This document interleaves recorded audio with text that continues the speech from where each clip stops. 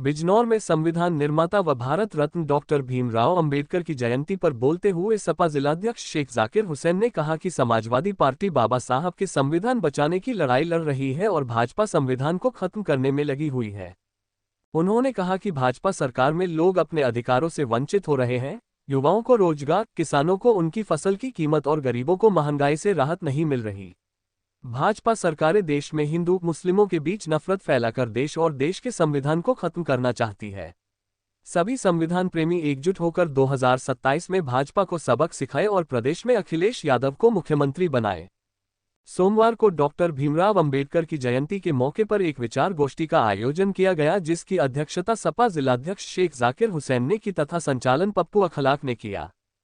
गोष्ठी में राष्ट्रीय कार्यकारिणी सदस्य डॉक्टर रमेश तोमर ने भी सपा के पीडीए का जिक्र करते हुए संविधान बचाने के लिए सपा सरकार बनाने का आह्वान किया।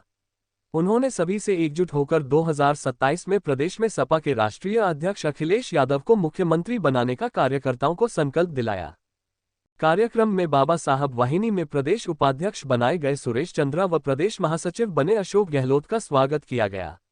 कार्यक्रम में वरिष्ठ नेता doctor Rahman, Satyapal Singh, engineer Moned Singh, Madan Lal Saini, Chaudhary Dinesh, Nain Singh Pal, Shiv Kumar Goswami, Vipin Yadav, Amrika Singh, Virendra Chamar, Prabha Chaudhary, Pankaj Vishnoi advocate, Kamran Zaidi, BK Kashyap, Kashif Khan, Devanand Bhuria, Manoj Rajput, doctor Yogendra Chaudhary, doctor Irfan Malik, Sanjay Giri, Lal Singh Kashyap, Sanjay Pal, Aqib Rana आदि मौजूद रहे। आज पार्टी कार्यालय समाजवादी पार्टी कार्यालय पर जिला मुख्यालय पर आज डॉक्टर भीमराव अंबेडकर जी के खिराज अकीदत पेश की गई उनको, और आज सभी लोगों ने, सर्व समाज के लोग यहाँ पार्टी कार्यालय पर बहुत ही उत्साहपूर्वक उनका जन्मदिन जो है मनाया गया और सभी लोगों ने ये शपथ ली कि आने वाले 2027 के चुनाव में माननीय राष्ट्रीय अध्यक्ष अखिलेश यादव जी को मुख्यमंत्री बनाना है। और जो ये भाजपा नफरत फैलाने का और संविधान को ख़त्म करने का काम कर रही है, ये शपथ ली कि इस संविधान को हम सब लोग मिल करके ख़त्म नहीं होने देंगे, न बदलने देंगे। हमारे राष्ट्रीय अध्यक्ष अखिलेश यादव जी के आह्वान पर आज जो है बाबा डॉक्टर भीमराव अंबेडकर जी का जन्मदिन मनाया गया पार्टी कार्यालय पर, और भारी संख्या में लोग जो है हमारे हर समाज के पार्टी के सभी नेता, खास तौर से अंबेडकर वाहिनी के काफ़ी लोग, औरतें, बच्चे, नौजवान साथी सब लोग बड़े उत्साह के साथ ये जन्मदिन मनाया गया।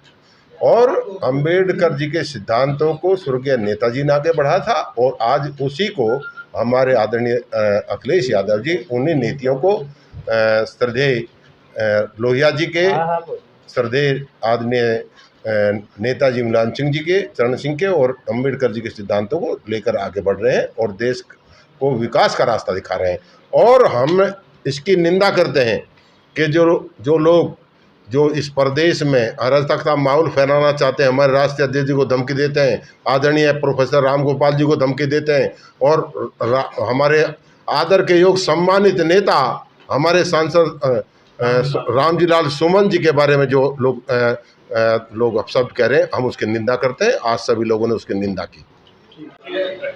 अंबेडकर जी की जयंती है, इस पर क्या कहना है आप? देखिए, सबसे पहले तो अंबेडकर जयंती के इस पावन पर्व पर आज हम बाबा साहब का 134वां जन्मदिन मनाने के लिए एकत्रित हुए हैं। तो बाबा साहब के 134वें जन्मदिन पर देश की और अपने क्षेत्र की तमाम आवाम का मैं अपने मुखारबंद से हार्दिक अभिनंदन और वंदन करना चाहता हूं। और बाबा साहब के जीवनी पे आप बात करना चाहते हो तो बाबा साहब 14 अप्रैल 1851 में मध्य प्रदेश की इंदौर की मऊ छावनी में उनका जन्म हुआ था, और बहुत ही साधारण परिवार में उनका जन्म हुआ था। और अपने बाल्यकाल में उन्होंने जिस समस्याओं से उनको जूझना पड़ा, उन्हीं समस्याओं का उन्होंने प्रण किया था कि जब तक मैं ये समस्या इस भारत से उखाड़ के नहीं फेंकूँगा, मैं अपने आखिरी सांस तक इस जो हमारे विरोधाभासी प्रथाएं हमारे भारत के अंदर चली हुई हैं, उनको उखाड़ने का जो संकल्प उन्होंने लिया, उसको बहुत हद तक पूरा कर दिया। लेकिन ये एक आज की समस्या नहीं है, करीबन 3,500 साल पुरानी समस्या है। इसको जाने में बहुत वक्त लगेगा।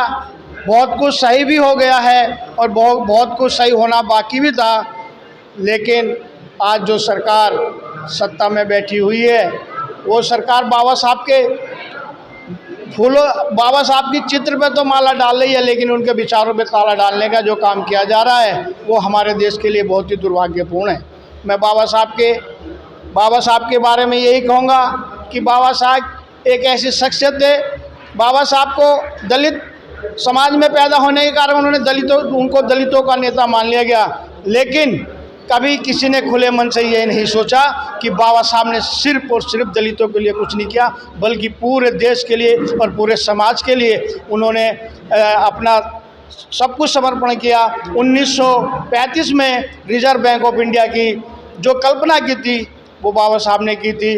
बाकी आज बाबा साहब के बारे में बहुत कुछ हर आदमी जानता है और ज़्यादा बताने की आप लोगों को ज़रूरत नहीं है। बाबा साहब ने जो क्रांति लाई है उस क्रांति का आप हमारे देश में देख रहे हो। जब अंग्रेज यहाँ से गए थे तो एक सुई हमारे भारत में नहीं बनती थी। ये बाबा साहब के विचारों की, बाबा साहब के कर्मों की, बाबा साहब के अथक प्रयासों की देन है कि आज हवाई जहाज भी हमारे देश के अंदर बन रहा है। मैं डॉक्टर सत्यपाल सिंह, समाजवादी पार्टी राष्ट्रीय महासचिव, अनुसूचित जाति प्रकोष्ठ।